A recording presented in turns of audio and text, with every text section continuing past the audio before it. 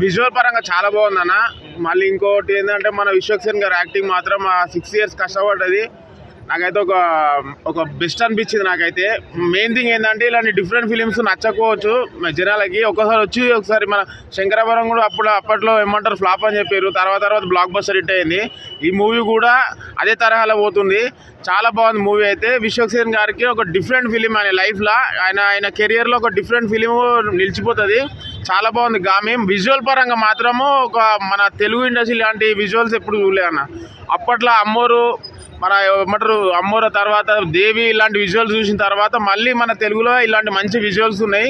చాలా బాగుంది. Complete family entertainer. ఒకసారి వచ్చి చూడండి. ఒక డిఫరెంట్ ఎక్స్పీరియన్స్ పొందుతారు. లయన్స్ లాస్ట్ ఒక 10 minutes ఉంటుంది. మళ్ళీ కొన్ని షాకింగ్ సీన్స్ కూడా ఉంటాయి. ఒకసారి చూసి అర్థమైతే చెప్తే ఎక్స్పీరియన్స్ పోతుంది. ఓవరాల్గా మూవీ మాత్రం చాలా బాగుంది. రేటింగ్ 3.5 అని చెప్పొచ్చు. బ్లాక్ బస్టర్ మేమొచ్చు. ఎందుకంటే మంచు కొండల ఐస్ కొండలా తీయడం మన మామూలు మాట కాదు.